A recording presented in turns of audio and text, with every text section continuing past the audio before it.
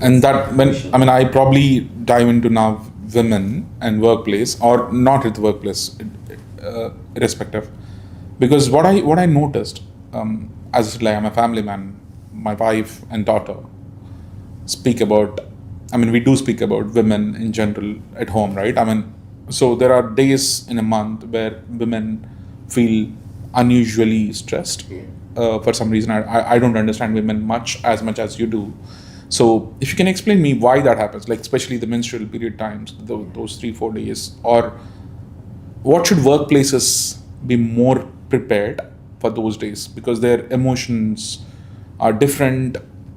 Are there any reasons for it, and how should the workplaces, if you can talk about that in a little more detail? Yeah.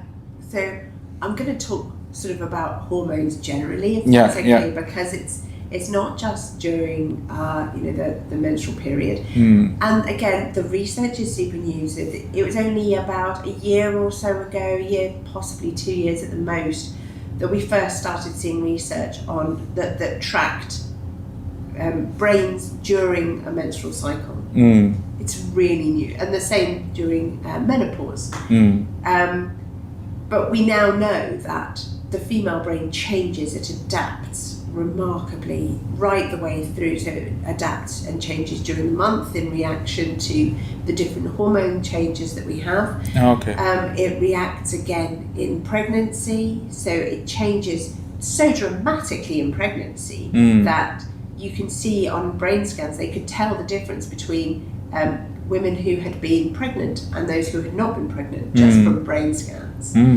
So the brain is changing, the structure of the brain changes, chemicals change, and then again in menopause. And so it's not, and then again we have this sort of higher risk factor for cognitive decline later. So if you look at Alzheimer's patients, for example, 2 out of 3 of them are women, and nobody is quite sure why.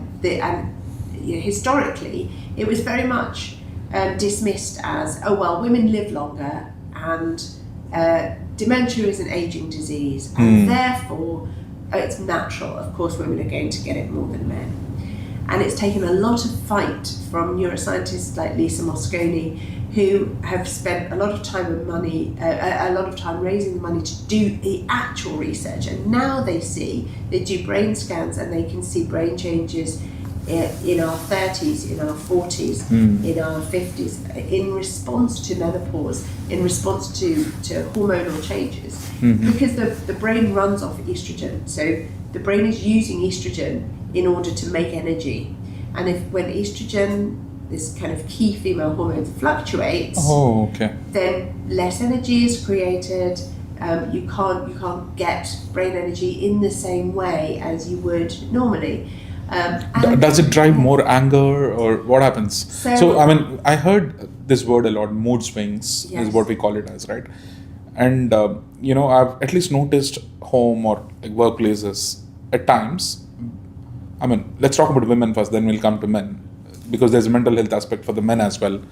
But especially focusing on women, when this particular periods happens, or the hormonal changes or mood swings, whatever you call it as, is it more driven towards emotionally more dependent, or is it more anger, assertiveness becomes more? How does this function? When you talk about you just scientifically mentioned various things.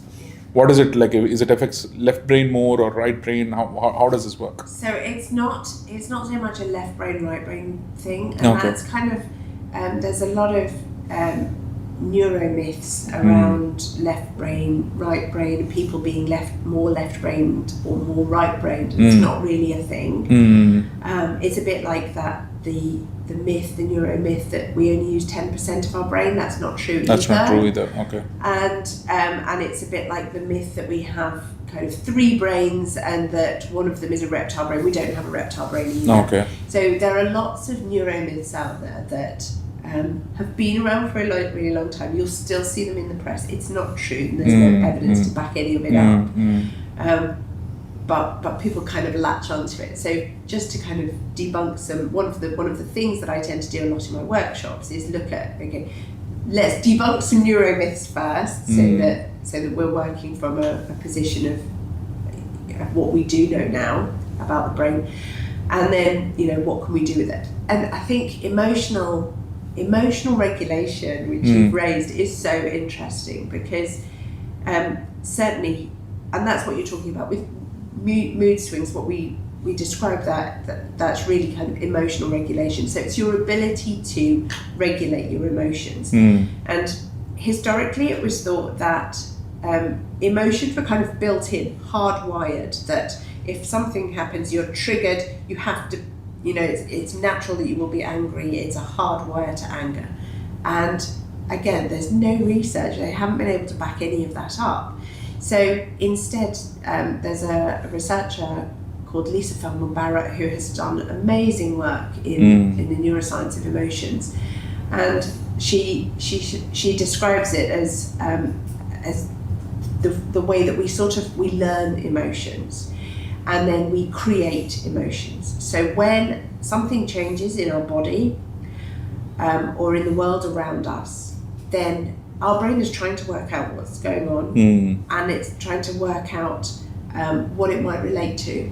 So our brain will then create an emotion that explains it. So, for example, she gives this brilliant story of going out for dinner with a friend, a sort of slightly romantic dinner. And during the course of the dinner, she starts to get a little bit flushed. She wasn't that keen on the person, but she starts to get a little bit flushed, and her breathing, her heart rate increases, and her breathing increases.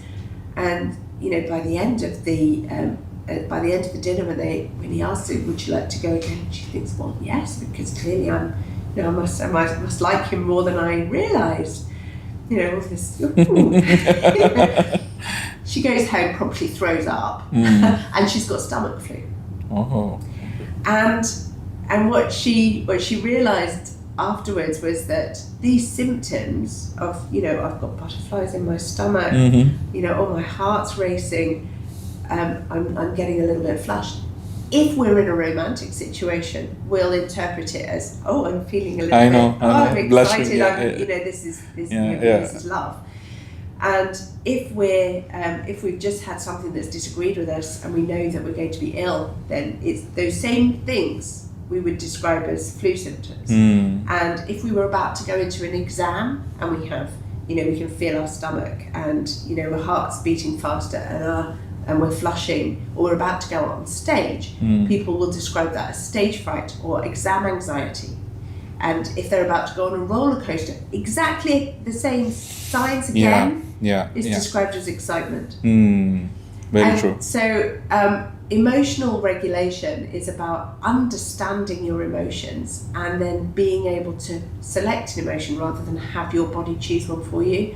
So when I teach emotional intelligence, it's about teaching people how to learn some new emotions, become more granular in your emotions, and to understand that emotions basically happen on a scale of low to high energy and negative to positive. So if you imagine you've got a low energy negative emotion, super low energy, super negative, that would be something like severe depression or even suicidality. Very, very low energy. I just can't. So how do people recognize this? It's a very important. Sorry to break your flow, but I think it's an extremely important subject to talk about.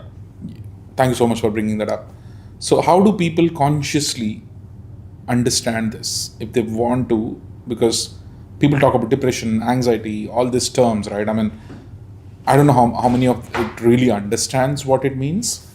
But you rightly mentioned, like, low in emotion, low in motivation and all that stuff may trigger into even suicidal tendencies and all that stuff. How do people recognize this? Do they need a help from I don't think they do. But I do think this is part of why I think that it's so important to educate people about the brain and educate them about I'm an absolute fanatic for brain health education and brain education generally. People need to understand their brains so that they can work them better. And most people don't know enough about their brains. Most people don't know anything about their brain. They know more about their mobile phone than they do about their brain. So true. So what you have, if they're having a high energy emotion that is, then they might interpret, if they're going into an exam, they've got a very high energy sense, then they're likely to interpret it as anxiety or total fear, which is high, very, very negative. So when people tell them to calm down, they say calm down, you've got to imagine then they've got to go from like diametrically True. Opposite. Completely opposite. Yes, Yeah. you've got to know you're very high and very negative, and I want you to go very low energy and very positive. You'll struggle. Too big a change. And you'll struggle as well. Of course. It doesn't happen. You can't. If you tell somebody to calm down, does it ever work? No. People don't calm down when you tell them to calm down. But people somehow, teachers go, "Don't worry, just calm down." No, it doesn't work like that. In order to calm down, we have to realise what our emotions are doing. And in fact, it's actually easier in that situation. If you're going into a situation like an exam, for example, or you're going out on stage, you actually need that high energy. So you don't want to be calmed down. You don't want to be low energy in that sort of situation. It's actually not helpful. It's really helpful to be high energy, and it's much easier to change from high energy negative to high energy positive, because that's a much smaller switch. You're not changing your energy levels, only the kind of valence there. Very, very interesting.